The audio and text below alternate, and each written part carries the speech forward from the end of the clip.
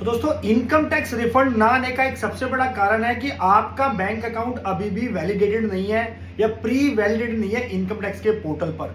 तो कैसे आपको अपना बैंक अकाउंट वैलिडेट करना है, प्री वैलिडेट करना है, इसका मतलब क्या है, पूरा आपको लाइव करके दिखाने वाला हूं इनकम टैक्स के पोर्टल पर, ताकि आपका रिफंड जल्दी आपके अकाउंट में क्रेडिट हो जाए। तो गाइस वीडियो बहुत ज्यादा इंपॉर्टेंट होने वाली है। आशा करूंगा कि वीडियो को आप पूरा देखेंगे और स्किप नहीं करेंगे।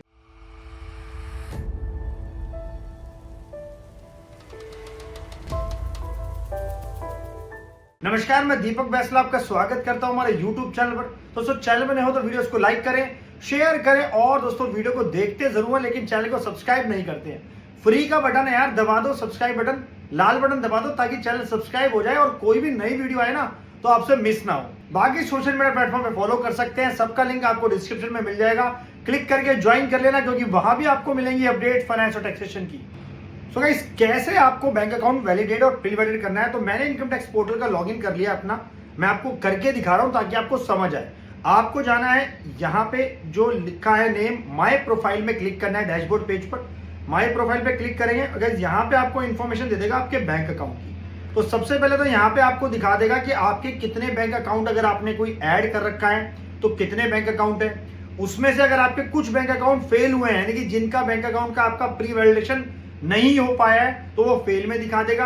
कुछ आपने रिमूव करे हैं तो रिमूव वाले ऑप्शन में दिखा देगा। लेकिन मैं आपको दिखाने जा रहा हूं कि आपका इनकम टैक्स का रिफंड जल्दी क्रेडिट होना चाहिए, जिसकी वजह से वो किस लिए क्रेडिट होगा, जब आपका बैंक अकाउंट पूरी तरह से वैलिडेट होगा। जैसे आप देख सकते हैं इस केस के अंदर एक बैंक अकाउंट यहाँ पे क्या लिखा है, वैलिडेटेड है और एलिजिबल फॉर रिफंड है।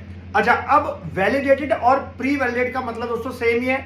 बेसिकली आपकी जो इंफॉर्मेशन है इनकम टैक्स डिपार्टमेंट के पास, आपने जो बैंक अकाउंट यहाँ पे डिटेल डाली है उसमें आपका जो मोबाइल नंबर और आपका जो ईमेल आईडी, जो आपका पैन नंबर, आपका आधार नंबर, वो सब कुछ एज इट इज आपका मैच करता है जो इंफॉर्मेशन आपने बैंक में दे रखी है। ऑब्वियसली आपने पैन नंबर दे रखा होगा, आधार नंबर दे रखा होगा, लेकिन हो सकता है कि आपका कुछ पैन नंबर में मिसमैच आ रहा हो, यानी कि आपने अपना पैन नंबर बैंक अकाउंट खुलवाते वक्त दिया था जिसके अंदर आपका सरनेम चेंज था और यही इनकम टैक्स के पोर्टल पे आपका सरनेम कुछ और आ रहा है, या विदाउट सरनेम आपकी कोई आपका नाम आ रहा है। ऐसे ही आपकी डेट ऑफ बर्थ अलग आ रही है। ऐसे ही अगर आपका आधार कार्ड है, आधार कार्ड के अंदर सिर्फ आपका क्या आ रहा है, आपका डेट ऑफ क्या आ रहा है, आपका ईयर आ रहा है बेसिकली, यानी कि आपकी पूरी डेट ऑफ बर्थ नहीं आ रही है, सिर्फ आपका ईयर आ रहा है। तो उस केस में भी चांस है कि आपका बैंक अकाउंट वैलिडेट नहीं होगा। वैलिडेट का मतलब हुआ कि आपकी जो इंफॉर्मेशन है बैंक में और इनकम टैक्स के पोर्टल पर, वो आपकी सारी मैच करनी चाहिए। जब वो मैच हो जाएगी तो आपका बैंक अकाउंट वैलिडेट हो जाएगा। तो कैसे करना मैं आपको दिखाता हूं। देखिए, जैसे मैंने यहाँ पे अभी एक बैंक अकाउंट ऐड कर रखा है, एलिजिबल फॉर रिफंड के लिए भी सिलेक्ट कर रखा है, तो 2 बैंक अकाउंट यहाँ पे हमारे ऐड है, राइट। अब मैं आपको एक बैंक अकाउंट ऐड करता हूं, तो यहाँ पे जाएंगे, बैंक ऐड करेंगे बैंक अकाउंट में। यहाँ पे आप बैंक अकाउंट नंबर डालेंगे, तो मैं एक एक करके सारी इंफॉर्मेशन डाल लेता हूँ पहले। तो गाइस यहाँ पे मैंने बैंक अकाउंट ऐड करा है। ध्यान रहे, जो भी बैंक अकाउंट आप ऐड कर रहे हैं ना, वो आपका नाम और आपके पेन नंबर से मैच होना चाहिए, जैसे मैंने आपको बताया। तो मैंने बैंक अकाउंट नंबर डाल दिया, कंफर्म कर दिया। अकाउंट करंट अकाउंट है, प्राइमरी है, आईएफएससी कोड, उसके बाद आईएफएससी कोड डालते इसने अपना जो है ब्रांच वो ले लिया है, और मैं इसको नॉमिनेट अभी नहीं कर रहा हूँ रिफंड के लिए, ठीक है। उसके बाद आपने क्या करा, इसको यहाँ पे करा इसको वैलिडेट। तो जैसे इसको मैं वैलिडेट करता हूँ तो यहाँ पे मेरे पास मोबाइल नंबर पे ओटीपी जाएगा, तो वो ओटीपी मुझे यहाँ पे डालना है। तो गाइस यहाँ पे मेरे पास ओटीपी जा चुका है, तो ओटीपी जाएगा आपका किस पे। अब आपके मन में क्वेश्चन होगा कि सर जो डिटेल मैंने बैंक में दे रखी है, ईमेल आईडी, मोबाइल नंबर, उस पे जाएगा, या जो इनकम टैक्स डिपार्टमेंट में मैंने यहाँ पे इंफॉर्मेशन डाल रखी है प्रोफाइल में उस पे जाएगा। तो जो इंफॉर्मेशन आपकी इनकम टैक्स डिपार्टमेंट में ना, उस पे आपका ओटीपी जाएगा। तो ओटीपी मैंने डाल दिया, इसको करेंगे वैलिडेट। तो जैसे इसको मैं वैलिडेट करूंगा तो अब यहाँ पे कहता है कि request for validating bank account has been submitted and will be sent to the respective bank account bank shortly. The validation status will be updated in 10 to 12 days. हालांकि कह रहा है कि 10 से 12 दिन लगेंगे आपका बैंक अकाउंट वैलिडेट होने में, उससे जल्दी हो जाता है। तो जैसे इस मैसेज को आप ओके करेंगे तो यहाँ पे आपको दिखा देगा कि आपने एक नया बैंक अकाउंट ऐड कर लिया है।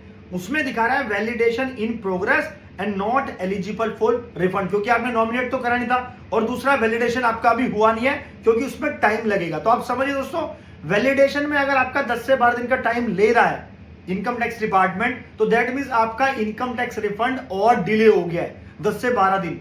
तो खासकर ये वीडियो उनके साथ शेयर करो जिनका रिफंड तो इशू हो चुका है लेकिन रिफंड उनका फेल हो गया है। क्योंकि दोस्तों पिछले कई सालों के अंदर क्या हुआ था कि बैंक ना, कई सारे गवर्नमेंट बैंक, खासकर जिनका गवर्नमेंट बैंक है ना, उनके बैंक्स मर्ज हुए थे, आईएफएससी कोड चेंज हुआ था, या फिर उनमें जो है बैंक अकाउंट वैलिडेट नहीं हुआ है। तो अपना बैंक अकाउंट पहले वैलिडेट कर ले, क्योंकि आपका इनकम टैक्स का रिफंड जो जल्दी आना चाहिए ना, और डिले होगा। अब 10 से 12 दिन तो आपका वैसे ही डिले हो गया, क्योंकि वैलिडेशन प्रोसेस होगी, हालांकि जल्दी हो जाएगी, लेकिन जो टाइम लाइन दे रखी है वो 10 से 12 दिन का टाइम दिया है कि आपका बैंक अकाउंट वैलिडेट हो जाएगा इनकम टैक्स के पोर्टल पे। फिर उसके बाद भी आपको क्या नेक्स्ट स्टेप लेना है कि आपको रिफंड इशू की रिक्वेस्ट प्लेस करनी पड़ेगी।